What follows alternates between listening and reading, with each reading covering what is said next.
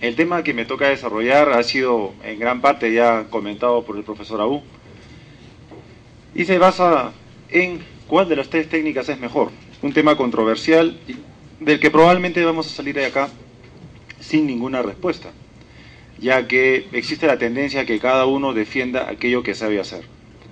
En mi opinión personal, el que puede darnos una mejor visión de cuál de las tres técnicas es mejor es aquel que haga o que conozca las tres técnicas.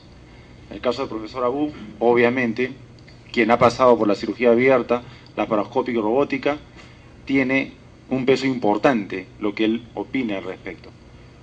Personalmente, igual a Alexis, manejamos cirugía laparoscópica y manejamos cirugía abierta, y hasta ese punto podemos opinar. Y aquellos que detractan mucho de la cirugía laparoscópica o la cirugía robótica y que solamente hacen cirugía abierta, creo que quizá deberían primero probar lo que es la laparoscopía o la robótica antes de emitir opinión, ya que es fácil criticar lo que no se sabe hacer y más difícil aprender una técnica nueva. ¿Qué pasa con el cáncer en el Perú? Se ha convertido en la segunda causa de muerte desde el año 2000, superada únicamente por las enfermedades cardiovasculares. ¿Cuál es nuestra realidad en cáncer de próstata? En el quinquenio 81-85, como todo país subdesarrollado, teníamos el 80% de cáncer incurable, 10% localmente avanzado y solo 10% de pacientes a quienes podíamos ofrecer terapia radical. 2001 a 2005 mejoramos. Ya tenemos 22% de pacientes con cáncer localizado a quienes podemos ofrecer tratamiento con intención curativa, y si seguimos algunos preceptos de la Clínica Mayo, podríamos rescatar algunos de los T3, T3A y ofrecerles prostatectomía radical. Se estima que en el último quinquenio este 22% se ha duplicado, gracias obviamente a la mejor educación de nuestros pacientes. Obviamente, la prostatectomía radical es la forma más efectiva de tratamiento del cáncer, como alegamos los urólogos en casi todo el mundo, ¿no? Y es lo que se recomienda como primera alternativa de tratamiento. ¿Por qué es importante la prostatectomía radical? Porque es curativo si es que llegamos a tiempo, si el tumor está confinado.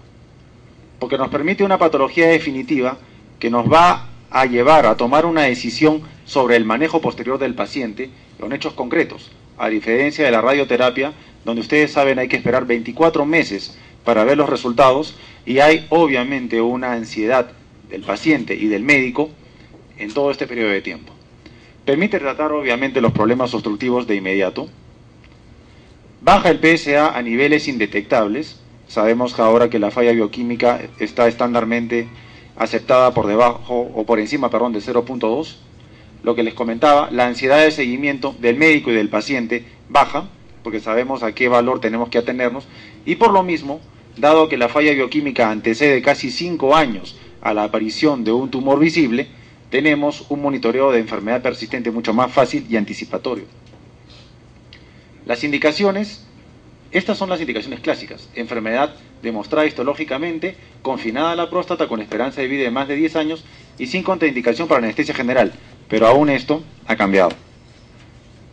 Ya existe la tendencia, por ejemplo Heinrich desde el año 2009 y reafirmado en las guías europeas del 2010, nos dice que los T3A, es decir, el cáncer localmente avanzado en pacientes seleccionados, sobre todo jóvenes, con esperanza de vida de más de 10 años, con PSA por debajo de 20 y Gleason 8 para abajo, ya tiene un grado de recomendación C para ser sometidos a prostatectomía radical.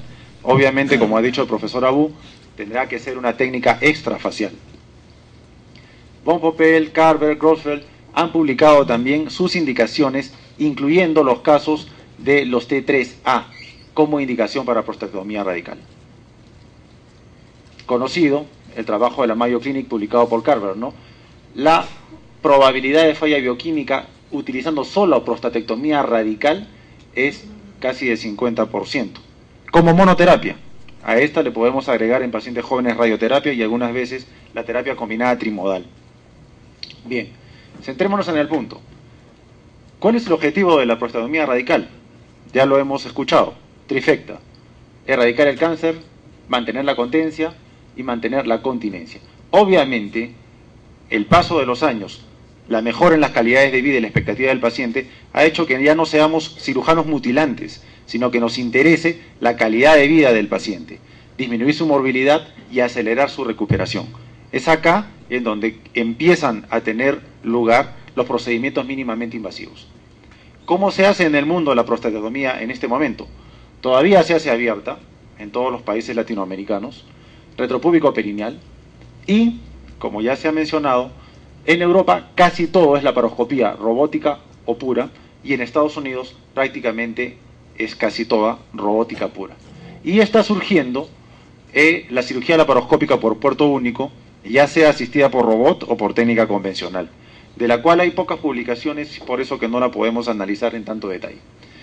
Las publicaciones sobre cirugías laparoscópicas se han incrementado de manera exponencial, sobre todo las de la prostatectomía radical.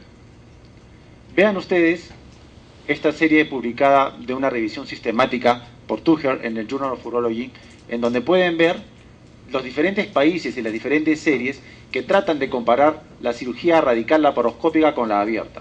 Estados Unidos, Francia, Japón, Alemania son los países que más publican, Italia, con diferentes periodos de seguimiento, diferentes números de pacientes. ¿Y cuáles son las variables que principalmente se comparan? Pues obviamente las que están orientadas a lo que ocurre en el intraoperatorio y en el postoperatorio inmediato, y por supuesto los resultados oncológicos y funcionales. Hablamos de continencia, hablamos de función sexual, hablamos de tiempo operatorio, sangrado, tiempo que permanece el paciente hospitalizado, tiempo que permanece el paciente con la sonda Foley. Hablamos de márgenes positivos, sobre todo de márgenes positivos cuando tenemos que comparar estas series. ¿Por qué? Lamentablemente la laparoscopía es nueva y por lo tanto no disponemos de estudios a largo plazo que nos permitan evaluar falla bioquímica, como en el caso de la cirugía abierta, en donde tenemos series de seguimiento de más de 15 años.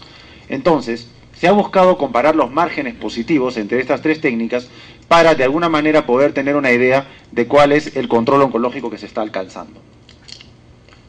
Hay estudios incluso que son más específicos y que tratan de comparar simplemente la vía laparoscópica utilizada, ya sea la extraperitoneal o la transperitoneal. Por ejemplo, dentro de las variables del intraoperatorio, vean ustedes la prostatectomía abierta.